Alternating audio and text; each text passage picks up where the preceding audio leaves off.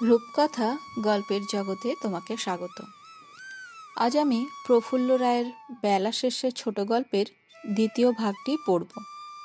আমার গল্প শুনতে যদি তোমার ভালো লেগে থাকে একটা লাইক করে দিও এবং আমার চ্যানেলটিকে সাবস্ক্রাইব করে দিও। তো চলো আজকের গল্প পড়ি। বেলা শেষের দ্বিতীয় ভাগ।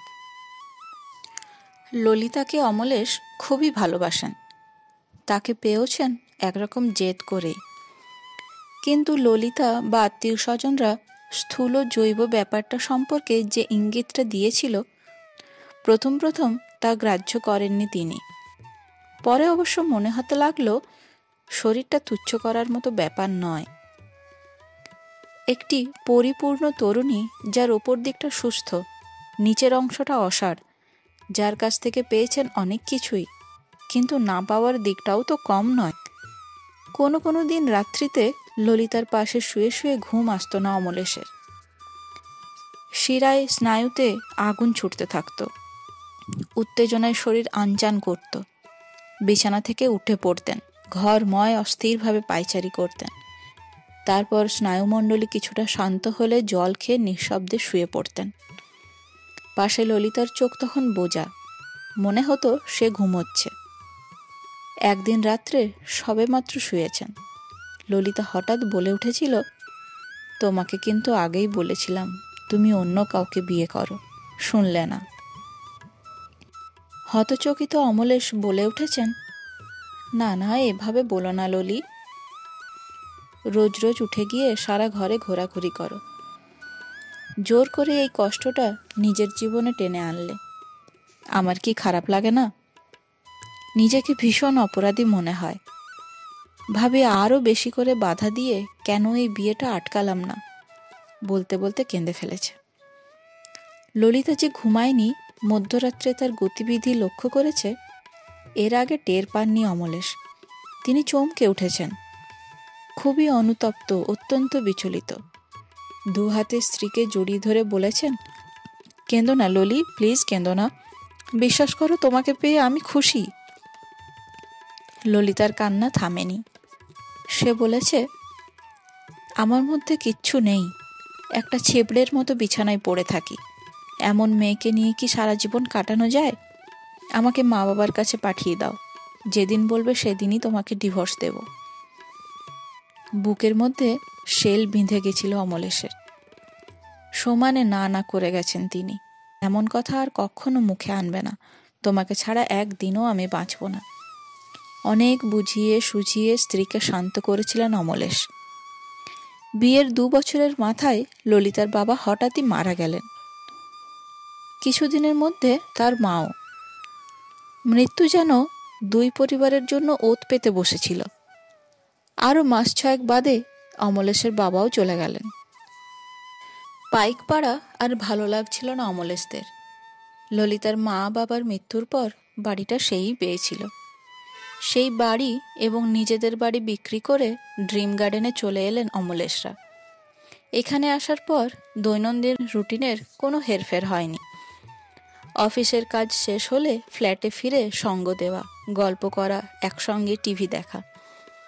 পাইকপাড়ার মতো এখানেও আয়া রাখা হয়েছিল। ফিজিওথেরাপির ব্যবস্থা করা হয়েছিল। অমলেশের মা স্বর্ণময়ী চিরদিনই শান্ত ধরনের মানুষ। তার উপস্থিতি অনেকটা ছায়ার মতো, বাড়িতে আছেন বোঝাই যেত না। অমলেশের বাবার মৃত্যুর পর তিনি নিজেকে আরও গুটিয়ে নিয়েছিলেন। জপ তপ পুজো এইসব নিয়েই দিন কাটিয়ে দিতেন। এদিকে ললিতার মধ্যে দ্রুত কিছু পরিবর্তন ঘটে যাচ্ছিল। কান্নাকাটি আর করতো না। মাঝে মাঝে বলতো, বিশ্ব ব্রহ্মাণ্ডকে দেখিয়ে আমার মতো একটা মেয়েকে খুব তো মহত্ব দেখিয়ে বিয়ে করলে। মুখে স্বীকার করছো না, কিন্তু মনে মনে এখন নিশ্চয়ই আফসোস করছো। কি ভুলটাই না করেছি বলে নিঃশব্দে হেসে উঠেছে। সেই হাসিতে যতখানি শ্লেষ, হয়তো ততটাই বিস্বাদ মেশানো। করুণ মুখে অমলেশ বলতেন, ললি, কি পাগলামি হচ্ছে। কোনোদিন হয়তো ললিতা বলতো, আমি তোমাকে ঠকিয়েছি, কিন্তু আর কোনো উপায় নেই। মা বাবাও মারা গেছেন, এখন যদি ডিভোর্সও দিতে চাও, কোথায় গিয়ে উঠবো? যাবার তো আর জায়গা নেই, তোমার কাঁধেই ঝুলে থাকব। হয়তো প্রবল অপরাধবোধে ভুগতে শুরু করেছিল ললিতা। দিন রাত একই চিন্তা তাকে পেয়ে বসেছিল। তার ধারণা সে অমলেশের জীবন নষ্ট করে দিয়েছে। মানসিক সংকটে ভুগতে শুরু করেছিল সে। তার তীব্রতা ক্রমশ বেড়েই চলেছিল। অমলেশ সাইকিয়াট্রিস্ট দেখিয়েছেন। স্ত্রীকে সবসময় আনন্দে ভরপুর করে রাখতে চেয়েছেন, কিন্তু উন্নতি তেমন কিছুই দেখা যাচ্ছিল না। ড্রিম গার্ডেনে আসার বছর দুয়েকের মধ্যে মা মারা গেলেন। ছায়ার মতো নিঃশব্দ মানুষটি 4-5 দিনের জ্বরে ছায়ার মতোই বিলীন হয়ে গেলেন। কাউকে ভোগালেন না, নিজেও ভুগলেন না। অমলেশের জীবনের একটা পর্ব শেষ হয়ে গেল। এদিকে শত চেষ্টাতেও ললিতাকে স্বাভাবিক করে তোলা গেল না। ক্রমশ শরীর ভাঙতে লাগলো তার।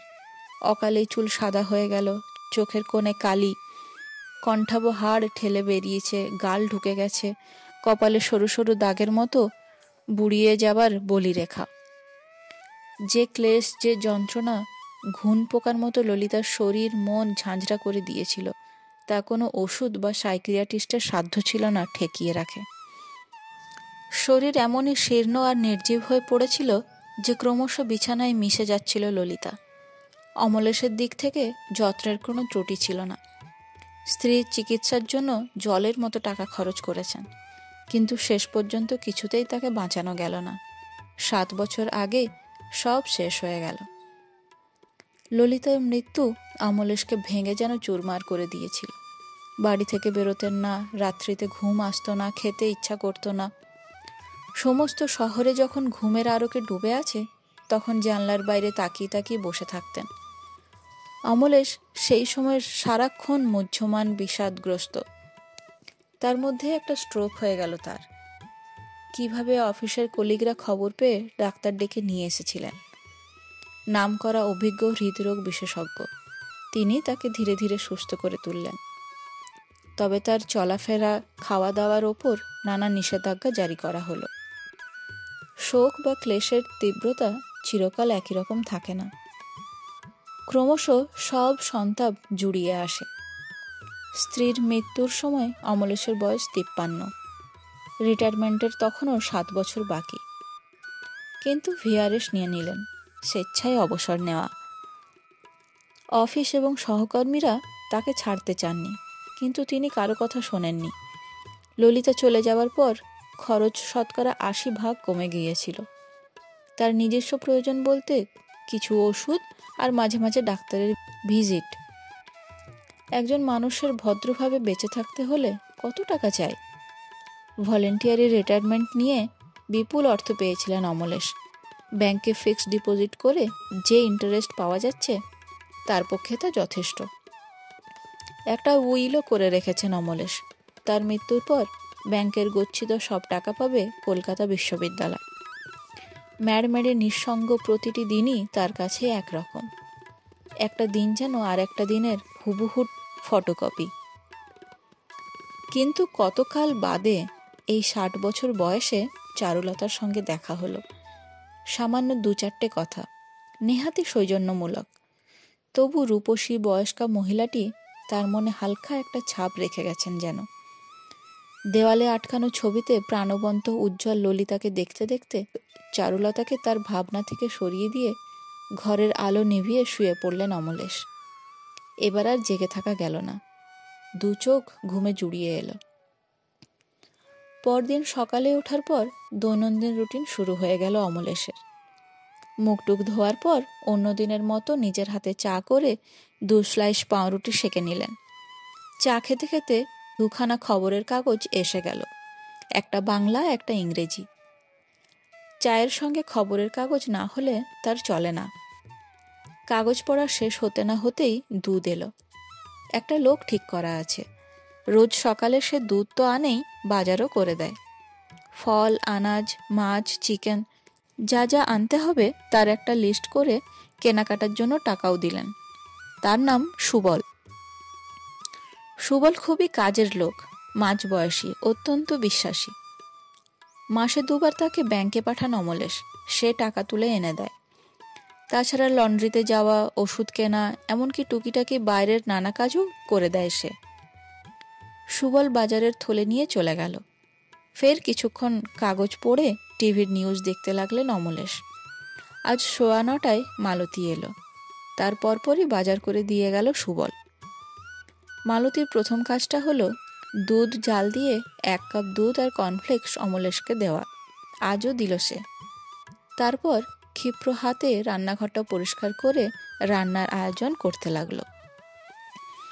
11টা অবধি টিভি দেখে স্নান করতে গেলেন অমলেশ।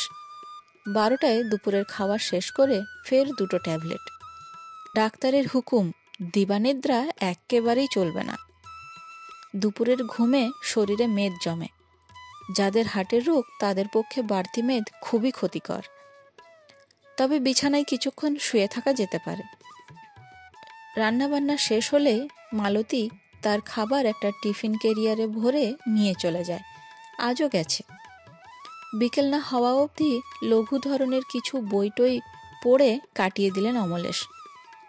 কাল রাত্রিতে মাথা থেকে চারুলতার চিন্তাটা বার করে দিয়েছিলেন। কিন্তু আজ ব্রেকফাস্ট করেছেন, খবরের কাগজ পড়েছেন, টিভির নিউজ দেখেছেন। স্নান করে খাওয়া দাওয়া চুকিয়ে বিশ্রাম করতে করতে আবছাভাবে চারুলতা তার ভাবনায় ফের ঘোরাফেরা করতে লাগলেন। সুন্দরী মহিলা অনেক দেখেছেন অমলেশ। তাদের অফিসেও এমন কিছু সহকর্মিনী ছিল যাদের দিকে তাকালে চোখ ফেরানো যেত না। ললিতা যখন দীর্ঘদিন ধরে রোগশয্যায় পড়ে আছে, সহানুভূতি দেখানোর ছলে তাদের অনেকে অমলেশের ঘনিষ্ঠ হতে চেয়েছে। ললিতা যখন থাকবে না, তখন এদের কেউ কেউ তার সঙ্গে বাকি জীবনের জন্য জড়িয়ে যেতে প্রস্তুত। এমন ইঙ্গিতও দিয়েছে, কিন্তু সেসব নিয়ে কখনো তিনি মাথা ঘামাননি।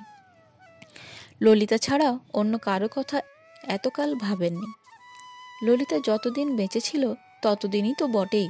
সে চলে যাবার পরও তার স্মৃতির মধ্যে তিনি মগ্ন হয়েই থেকেছেন। কিন্তু জীবনের এই শেষ বেলায় চারুলতা কেমন যেন নাড়া দিয়ে গেছেন। তুচ্ছ একটা ঘটনা বলে উড়িয়ে দেওয়ার চেষ্টা করেও যেন পারা যাচ্ছে না। 4:30 বাজলে মালতী এসে হাজির। অমলেশ বললেন, তাড়াতাড়ি চা করে দে, খেয়ে বেরোবো। মালতী জানে না সামনের ওই পার্কটা অমলেশকে সমানে চুম্বকের মতো টানতে শুরু করেছে। চা খেয়ে পার্কে যখন অমলেশ এলেন, অনেকেই এর মধ্যে এসে গেছে। ভ্রমণকারীরা কেউ খুব আস্তে আস্তে, কেউ মাঝারি স্পিডে, কেউ বা ঝড়ের গতিতে পা চালিয়ে পাক দিচ্ছে। তাদের ডাক্তাররা যেমন নির্দেশ দিয়েছেন সেইভাবেই তারা হাঁটছে। অমলেশও স্বাস্থান্বেষীদের ঝাঁকে মিশে হাঁটা শুরু করলেন। তার নিজের অজান্তেই বুঝিবা উৎসুক চোখে লক্ষ্য করতে লাগলেন, কিন্তু না, যাকে খুঁজছেন তাকে কোথাও দেখা গেল না। 1 চক্কর ঘোরার পর যখন তিনি দ্বিতীয় পাকটি দিচ্ছেন, সে সময় পেছন থেকে চারুলতার গলা কানে এলো, অমলেশ বাবু। সারা শরীর চমকে গেল যেন। চকিতে ঘুরে দাঁড়ালেন অমলেশ। চারুলতা ততক্ষণে কাছাকাছি চলে এসেছেন। বললেন, অন্যদিন আমি 4টে বাজতে না বাজতেই এসে পড়ি, আজ বেশ দেরি হয়ে গেল। আপনি কখন এসেছেন? অমলেশ বললেন, খানিকক্ষণ আগে। 1 পাক ঘোরা হয়ে গেছে। 2 পাকের পর তো আপনার কিছুক্ষণ রেস্ট নেবার কথা। চলুন 1টা পাক একসঙ্গে ঘোরা যাক, তারপর আপনি বসবেন, আমি 2nd পাকটা দিয়ে বসবো। কিছুক্ষণ গল্প টল্প করে দুজনে একসঙ্গে বাকি পাকগুলো দেব। একটু থেমে কি ভেবে জিজ্ঞাসা করলেন, আপনার আপত্তি নেই তো? না না, কিসের আপত্তি। দুজনে সেই মতো পার্কের চারপাশে শেষ 6 চক্কর ঘুরলেন। হাঁটার সময় বেশি কথা হয়নি। এতটা পথ ঘুরতে ঘুরতে সন্ধে নেমে গেল। চারুলতা বললেন, কাল আবার দেখা হবে। নিশ্চয়, একটু চুপচাপ।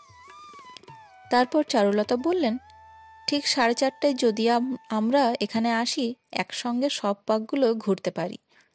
অমলেশ বললেন, আমি কাল থেকে ঠিক 4:30টার সময় চলে আসব। সকালের চাটা নিজের হাতেই করে নেন অমলেশ, কিন্তু বিকেলে কেমন যেন আলস্য লাগে। মালতী এবেলা আসে 4:30 কি 4:45টায়। সে আসবে, চা করবে। সেই চা খেয়ে তিনি যখন বেড়াতে বেরোবেন 4:45 কি 5টা বেজে যাবে। ওদিকে চারুলতা ঠিক 4:30টায় এসে তার জন্য অপেক্ষা করবেন। তাই আজ থেকে ঠিক 4টেই নিজের বিকেলের চা তৈরি করে খেয়ে যখন পার্কে এলেন তখনও 4:30 বাজেনি, পাক্কা 2 মিনিট বাকি। চারুলতা এলেন একটু পরে, হেসে হেসে বললেন, বাহ, একেবারে ব্রিটিশ পাংচুয়ালিটি, 4:30 তো ঠিক 4:30। অমলেশও হাসলেন, পাছে লেট হই তাই 2 মিনিট আগেই চলে এসেছি, চলুন হাঁটা যাক। সেই যে একসঙ্গে ভ্রমণ শুরু হলো সেটা দুজনের দৈনন্দিন রুটিনে ঢুকে গেল। হাঁটতে হাঁটতে চারুলতাও ঠিক তার জীবনের কথা জানাতে লাগলেন, একদিনে নয়, টুকরো টুকরো ভাবে, বেশ কিছু দিন ধরে। তার স্বামী মল্লিনাথ সেন ছিলেন স্টেট গভর্নমেন্টের একটা ডিপার্টমেন্টের ডেপুটি সেক্রেটারি। চারুলতা একটা ইংলিশ মিডিয়াম স্কুলে হিস্ট্রি পড়াতেন। তাদের একমাত্র ছেলে রণ, যার ভালো নাম রণজয়। দাম্পত্য জীবন ছিল খুবই সুখের, কিন্তু হঠাৎ ধরা পড়ল মল্লিনাথের বোন ক্যান্সার। রোগটা এমন একটা স্টেজে পৌঁছেছে যে কারোর কিছু করার ছিল না। 6 মাসের মধ্যেই তার মৃত্যু হলো। রণর বয়স তখন 6। চারুলতা একেবারে ভেঙে পড়েছিলেন। রণর মুখের দিকে তাকিয়ে এত বড় শোকের আঘাত সামলে নিতে চাইলেন। সময় একটু লাগলো, ভেতরে ভেতরে বিরল কষ্টটা চলতেই থাকলো। কিন্তু বাইরে থেকে বোঝার উপায় নেই, রণকে মানুষ করে তুলতে হবে যে। মানসিক ক্লেশে আচ্ছন্ন হয়ে থাকলে চলবে না। বিয়ের পর কিয়াতলার একটা ভাড়া বাড়িতে থাকতেন চারুলতারা। মল্লিনাথের মৃত্যুর পরও সেখানেই থেকে গেলেন তিনি। কেননা রণ কাছাকাছি একটা কোয়েড স্কুলে পড়ত। চারুলতার স্কুলও ওখান থেকে খুব দূরে নয়। তিনি পড়াতেন মেয়েদের স্কুলে। হায়ার সেকেন্ডারি পাশ করার পর ব্যাঙ্গালোরে একটা নামকরা ইঞ্জিনিয়ারিং কলেজে রণকে ভর্তি করে দিলেন চারুলতা। মেকানিক্যাল ইঞ্জিনিয়ারিংয়ের ডিগ্রি পাওয়ার পর ক্যাম্পাস রিক্রুটমেন্টে দিল্লির একটা মাল্টিন্যাশনাল ফার্মে ভালো চাকরি পেয়ে রণ সেখানে চলে গেল। বছরে 2 এসে 2 সপ্তাহ করে মায়ের কাছে থেকে যায়। ওদিকে কিয়াতলার বাড়িটা ছিল পুরনো। বাড়িওয়ালা সেটা একজন প্রমোটারকে বিক্রি করে দেয়। সেকেলে বিল্ডিং ভেঙে তারা একটা হাই রাইজ তুলেছে। সেখানে তারা চারুলতাকে ফ্ল্যাট দেয়নি, তবে ক্ষতিপূরণ হিসেবে কয়েক লাখ টাকা দিয়েছিল। সেই টাকার সঙ্গে ব্যাংক লোন নিয়ে জয়জয়ন্তীর একটা 1200 স্কোয়ার ফিটের ফ্ল্যাট কিনে ড্রিম গার্ডেনে চলে এসেছেন চারুলতা। লোন শোধ করার পর স্কুলের চাকরি ছেড়ে দিয়েছে তিনি। ব্যাংকে জমানো তেমন কিছু নেই। রণ অবশ্য মাসে প্রচুর টাকা পাঠায়, আর্থিক দুর্ভাবনা তার নেই। তবে অন্য একটা কষ্ট আছে, স্বামী নেই। 18 বছর বয়সে রণ ব্যাঙ্গালোরে চলে যায়, তারপর সেখান থেকে দিল্লিতে রয়েছে। এখন তার বয়স 27। 9টা বছর একা একাই কাটছে চারুলতার, অনেকটা অমলেশের মতোই। রণ ট্রান্সফার নিয়ে কলকাতায় আসার জন্য বহুদিন ধরে কোম্পানির কর্তাদের ধরাধরি করেছে, কিন্তু তারা রাজি নন। আরও 7 বছর রণকে দিল্লিতেই থাকতে হবে, তারপর কলকাতায় বদলির কথা বিবেচনা করা যেতে পারে। সময় এইভাবেই কেটে যাচ্ছে। বিকেল হলেই পার্কটা যেন অমলেশকে প্রবল আকর্ষণে টানতে থাকে। চারুলতার সঙ্গে 1.5-2 ঘন্টা একটা নেশার ঘরে কেটে যায়। আকাশদ্বীপে ফিরে রাত্রিরের খাওয়া চুকিয়ে বিছানায় শুয়ে শুয়ে যখন ফটোতে ললিতার হাসি ভরা উজ্জ্বল মুখের দিকে চোখ চলে যায়, একটু যেন বিব্রত বোধ করেন অমলেশ। কৈফিয়ত পেশ করার ভঙ্গিতে বিড়বিড় করে বলেন, সারাটা জীবন তোমাকে নিয়েই কাটিয়ে দিয়েছি। মৃত্যুর পরও তুমি আমার সর্বস্ব। একটি মহিলার সঙ্গে আলাপ হয়েছে, খানিকটা সময় তার সঙ্গে কাটাই, ব্যাস, এর বেশি কিছু নয়। বলেন বটে, তবু মনে হয় কোথাও যেন একটা খিচ থেকে গেল। একদিন পাশাপাশি হাঁটতে হাঁটতে চারুলতা বললেন, বেশ কিছুদিন আলাপ তো হলো, কিন্তু আমরা কেউ কারো বাড়ি যাইনি।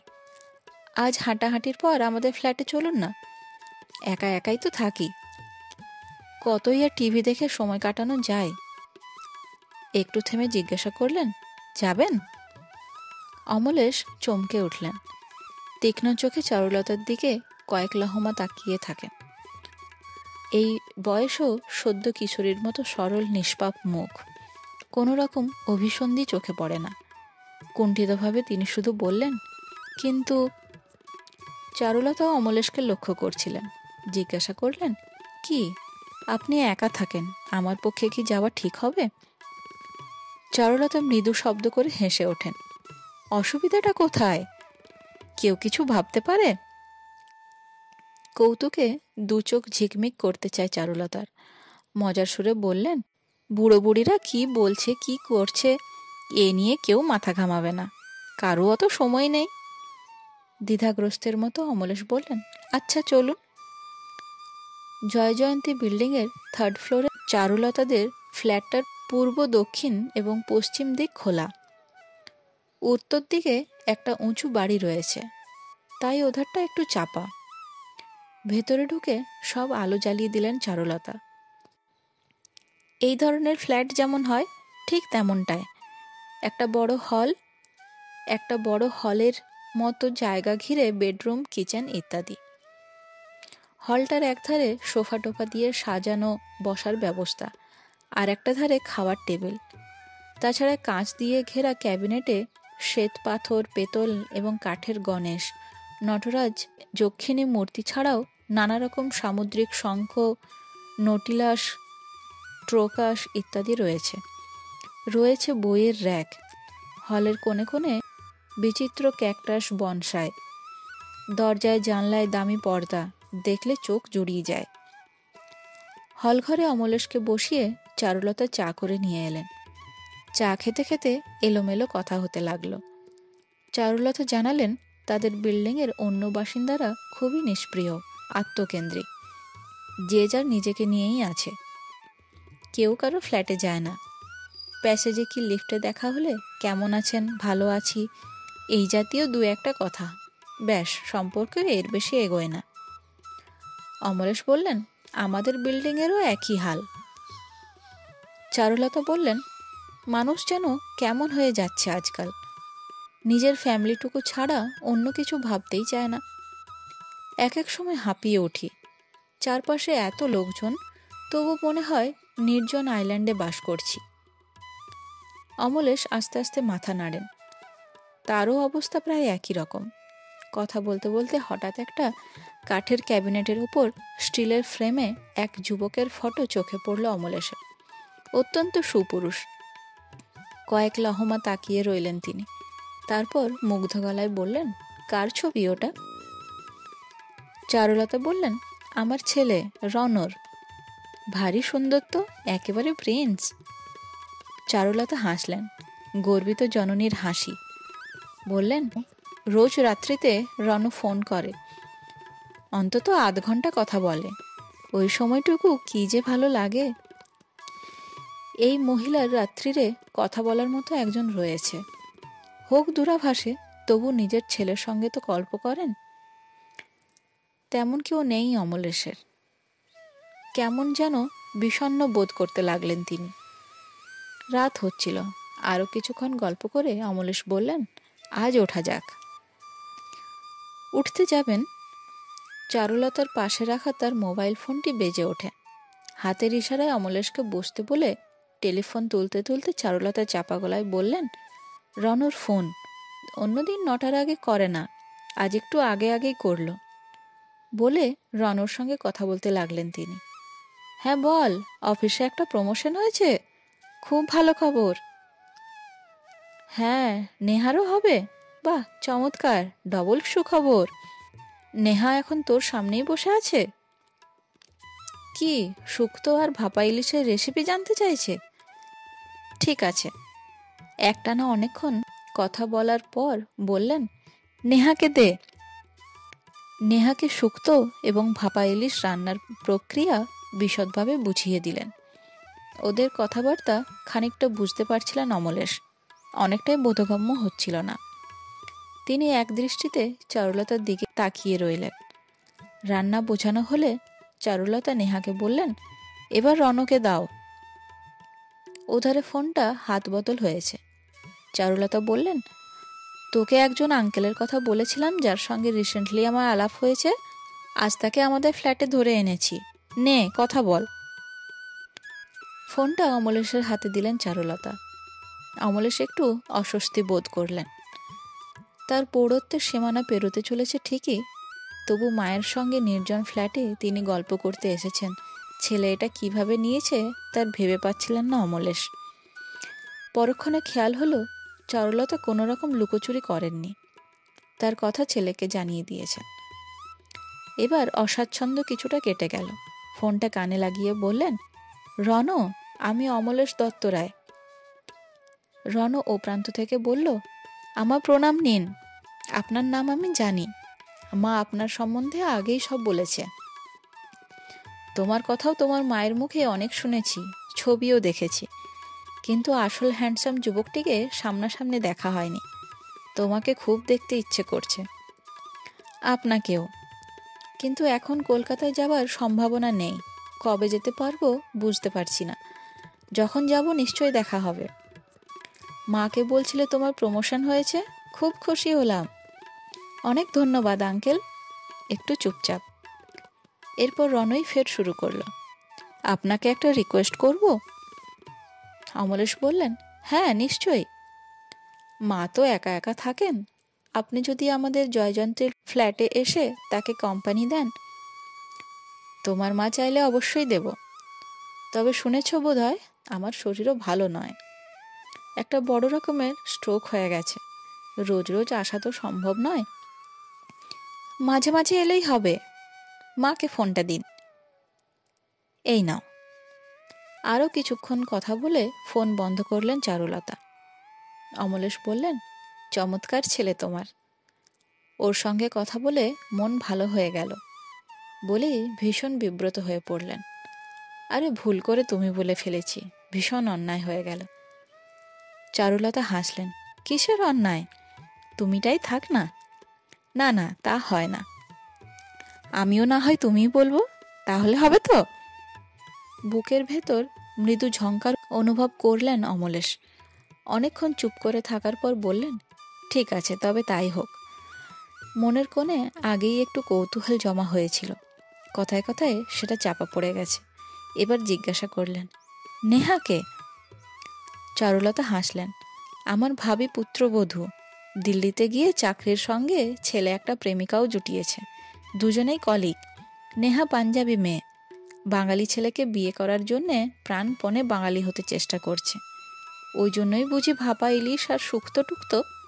ঠিক ধরেছ, শুধু তাই নয়, বাংলা ভাষাও শিখছে। রণ নিশ্চয় তার মাস্টার।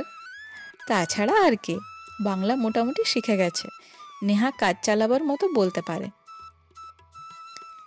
সেই যে জয়জয়ন্তীতে গিয়েছিলেন অমলেশ, তারপর বিকেলে ভ্রমণের পর প্রায়ই চারুলতা তাকে টেনে নিয়ে যেতে লাগলেন। তবে বেশিক্ষণ থাকতেন না, ঘণ্টাখানেক কাটিয়ে নিজের ফ্ল্যাটে ফিরে আসেন। 9:30 রাত্রের খাওয়া চুকিয়ে ওষুধ খেয়ে তাকে শুয়ে পড়তে হয়। চারুলতার সঙ্গে যেটুকু সময় কাটান কি ভালো যে লাগে। একদিন পার্কে বেড়াতে বেড়াতে চারুলতা বললেন, জানো, কাল রাত্রিতে ফোন করে রণ কি বলেছে? অমলেশ হেসে হেসে লঘুসুরে বললেন, কি করে জানবো?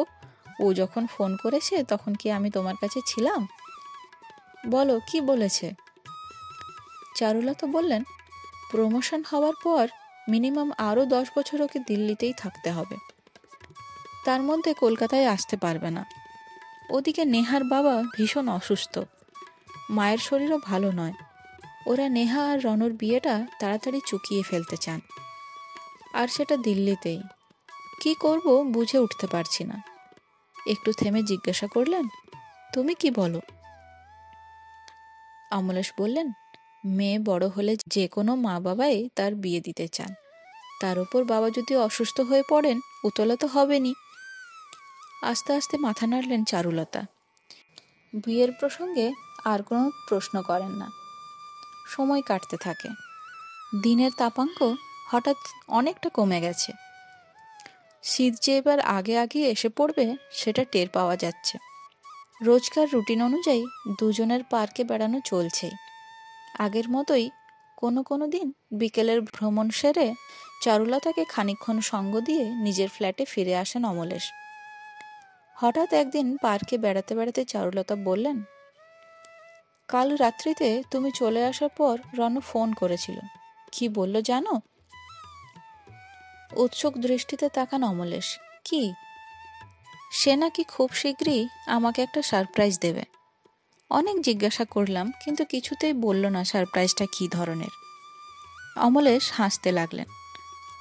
বলেনি যখন অপেক্ষা করো, অপেক্ষা করা ছাড়া উপায় নেই। ঋতু পরিবর্তন হচ্ছে, এই সময়টা অসুখ বিসুখ বেড়ে যায়। অসাবধানে ঠান্ডা লেগেছিল অমলেশের, তিনি জ্বরে পড়লেন। বাড়িতে জ্বরজারির ট্যাবলেট ছিল, অমলেশ তা খাচ্ছেন, কিন্তু টেম্পারেচার কিছুক্ষণের জন্য নামে, তারপর আবার চড়ে যায়।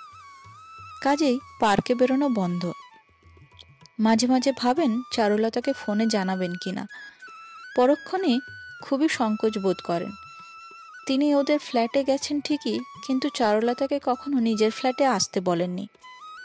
চারুলতাও নিজের থেকে কখনো আসতে চাননি। জ্বরে যখন তিনি বিছানায় পড়ে আছেন, সে সময় একজন অনাত্মীয়া মহিলাকে তার সঙ্গে যতই বন্ধুত্ব হোক ফোন করা অনুচিত মনে হচ্ছে। সব কিছুরই একটা সীমা আছে, সেটা পেরিয়ে যাওয়া ঠিক নয়। জ্বরের তৃতীয় দিনে সকালবেলায় চারুলতার ফোন এলো। কি ব্যাপার, দুদিন দেখা নেই যে? ফোনটা এমনই অপ্রত্যাশিত যে উত্তর দিতে একটু সময় লাগলো। অমলেশ বললেন, জ্বর হয়েছে তাই। কি আশ্চর্য, আমাকে জানাওনি কেন? জানাবার মতো কিছু হয়নি, সামান্য জ্বর, ওষুধও খাচ্ছি। আমি আসছি। লাইন কেটে দিলেন চারুলতা এবং মিনিট 20 ভেতর চলেও এলেন। এই সময় জ্বরটা বেশ বেড়েছে অমলেশের, চোখ মুখ টসটস করছিল। কয়েক পলক তার দিকে তাকিয়ে থাকার পর চারুলতা জিজ্ঞাসা করলেন, নিজের চিকিৎসায় রোগ সারবে না? তোমার হাউস ফিজিশিয়ান কে? এত চিন্তা করছো কেন? ও ঠিক সেরে যাবে। চারুলতা কোনো কথা শুনলেন না। ডাক্তারের নাম আর ফোন নাম্বার জেনে নিয়ে তাকে কল দিলেন। আধ ঘন্টার মধ্যে ডাক্তার নন্দী চলে এলেন। ভারী চেহারা, মাঝবয়সী, হাসি খুশি মানুষ। অমলেশের বুক, পিঠ, জিভ, পালস সব খুঁটিয়ে খুঁটিয়ে পরীক্ষা করে জানালেন যে মামুলি জ্বরের ওষুধ অমলেশ খাচ্ছেন তাতে কাজ হবে না। বুকে কফ জমেছে, কম করে 4 দিন অ্যান্টিবায়োটিক খেতে হবে। তাছাড়া আরও 2-1টা ওষুধ, সেই সঙ্গে হার্ট চাঙ্গা রাখার যেসব ট্যাবলেট চলছিল সেইগুলোও চলবে। প্রেসক্রিপশন লিখে ভিজিট নিয়ে ডাক্তার চলে গেলেন। তার খানিক পরেই মালতী এলো। সে আগে কখনো চারুলতাকে দেখেনি। সমীহ করার মতো চেহারা চারুলতার। বেশ অবাকই হলো সে, সম্ভ্রমে তাকিয়ে রইল। কিন্তু চারুলতা কে এ নিয়ে কোনো প্রশ্ন করল না। হয়তো ভাবলো মহিলাটি অমলেশের আত্মীয় হবেন। মালতীর কথা আগেই শুনেছিলেন চারুলতা। তিনি জিজ্ঞাসা করলেন, তুমি মালতী তো? মালতী আস্তে মাথা নাড়ে। চারুলতা বললেন, একটু আগে ডাক্তার এসে তোমার দাদাবাবুকে দেখে গেছেন। বড় রাস্তায় ওষুধের দোকান আছে, এক্ষুনি তার জন্য ওষুধ নিয়ে এসো। মালতী মানুষটা ভালো। অমলেশের জ্বর পুরোপুরি ছাড়ছে না দেখে তারও দুশ্চিন্তা ছিল। প্রেসক্রিপশন আর টাকা নিয়ে সে প্রায় ছুটে চলে গেল। মালতী ফিরে এলে অমলেশকে ওষুধ খাওয়ালেন চারুলতা। তাকে বললেন, এখন তোমার দাদাবাবু দুধ আর টোস্ট খাবেন। দুপুরে হাতে গড়া রুটি আর হালকা মাছের ঝোল। রাত্রিতে চিকেনের স্যুপ আর টোস্ট। অমলেশকে বললেন, দুপুরে আর সন্ধ্যায় ডাক্তার নন্দীর ওষুধ খেতে হবে। অ্যান্টিবায়োটিকের কোর্স পুরোটা শেষ করতেই হবে, একটাও বাদ দেয়া চলবে না। মনে থাকে যেন। আমি আবার বিকেলে আসব। সকাল বিকেল দুবেলা আসতে লাগলেন চারুলতা। ওষুধ এবং খাবার ঠিকমতো খাওয়া হচ্ছে কিনা তার খোঁজ নেন। খাটের পাশে চেয়ারে বসে গল্প করেন। অমলেশ ভাবেন এই পৃথিবীতে তিনি নিঃসঙ্গ নন। 5 দিনের দিন জ্বর একেবারে ছেড়ে গেল। আরও 3 দিন বাদে পুরোপুরি সুস্থ হয়ে উঠলেন অমলেশ। ফের তার জীবন পুরনো রুটিনে ফিরে গেল। চারুলতাকে যত দেখছেন ততই মুগ্ধ হচ্ছেন তিনি। সেই কোন ছেলেবেলায় মা তার যত্ন করতেন। বিয়ের পর থেকে নারীর সেবা কখনো পাননি। ললিতাকে যখন বিয়ে করলেন তখন সে পক্ষাঘাতে শয্যাশায়ী। তাকেই শুশ্রূষা করতে হতো অমলেশকে। চারুলতার কথা যত ভাবেন আপ্লুত হয়ে যান। কৃতজ্ঞতায় অপার ভালো লাগায় অমলেশের মন ভরে যায়। জ্বর সেরে যাবার সপ্তাহ 2 বাদে একদিন একটু বেলার দিকে চারুলতা অমলেশের ফ্ল্যাটে এলেন। সঙ্গে একজন সুপুরুষ যুবক, পরিচিত মুখ। এর ফটো জয়জয়ন্তীর ফ্ল্যাটে দেখেছেন তিনি। অমলেশ বললেন, তুমি নিশ্চয়ই রণ? রণ হাসল, চিনতে পেরেছেন? তোমাদের ফ্ল্যাটে গেছি না, তোমার ফটো আমার মনে গেঁথে গেছে। মা আর ছেলেকে বসিয়ে নিজে তাদের মুখোমুখি বসলেন অমলেশ। বললেন, কালও বিকেলে তোমার মায়ের সঙ্গে দেখা হয়েছে, তুমি যে আসবে আমাকে জানাইনি তো। সেটাই তো সারপ্রাইজ। আমি এসেছি সন্ধ্যের ফ্লাইটে। বাড়িতে আসতে আসতে 10টা বেজে গিয়েছিল। আসবো যে মাকে আগে বলিনি, আপনাকে জানাবে কি করে।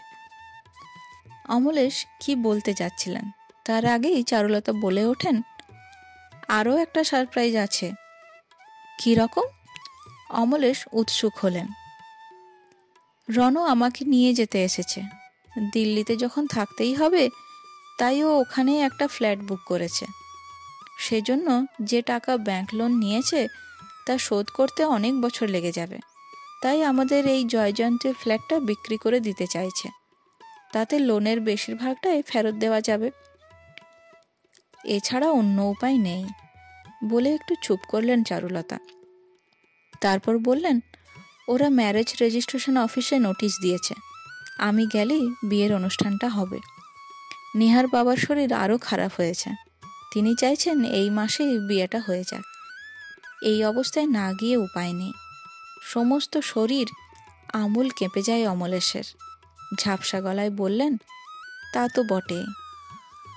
রণ বলল, আমার বিয়েতে আপনাকে কিন্তু যেতেই হবে আঙ্কেল। অমলেশ বললেন, আমার হার্টের যা হাল, এতটা জার্নি করার ধকল নিতে পারবো না। ডাক্তারও পারমিশন দেবে না। আশীর্বাদ করি তোমরা সুখী হও। অনেকক্ষণ নীরবতা। তারপর অমলেশ জিজ্ঞাসা করলেন, এখানকার ফ্ল্যাট বিক্রির ব্যবস্থা কি হয়ে গেছে? রণ বলল, না, যাবার আগে কাগজে অ্যাড দিয়ে যাব। যারা কিনতে চায় দিল্লিতে আমার ঠিকানায় তাদের যোগাযোগ করতে লিখব। সব ঠিকঠাক হলে মার কাছ থেকে পাওয়ার অফ অ্যাটর্নি নিয়ে এসে বিক্রি করে যাব। আচ্ছা, চলি আঙ্কেল। রণ আগে ফ্ল্যাট থেকে বেরিয়ে গেল। চারুলতা দাঁড়িয়ে রইলেন। বললেন, এখনো তবু চলতে ফিরতে পারছি, আরও বয়স হলে কি যে হবে ছেলে ছাড়া। বলতে বলতে থেমে গেলেন। অমলেশ ধরা ধরা গলায় জিজ্ঞাসা করলেন, কবে দিল্লি যাচ্ছ? 2-3 দিনের ভেতর। অমলেশ উত্তর দিলেন না। এবার ভারী গলায় চারুলতা বললেন, ভালো থেকো। ধীরে ধীরে তিনি বেরিয়ে গেলেন। স্তব্ধ হয়ে দাঁড়িয়ে রইলেন অমলেশ। আয়ুর শেষ প্রান্তে পৌঁছে চকিতের জন্য জীবনে অলৌকিক কিছু এসেছিল। ফের যেন অপার শূন্যতায় কেউ তাকে ছুড়ে দিল। টের পেলেন বুকের ভেতর অবিরল হাহাকার চলছে। নমস্কার। আমার গল্প যদি আপনাদের ভালো লেগে থাকে একটা লাইক করে দেবেন এবং আমার চ্যানেলটিকে সাবস্ক্রাইব করে দেবেন। ধন্যবাদ।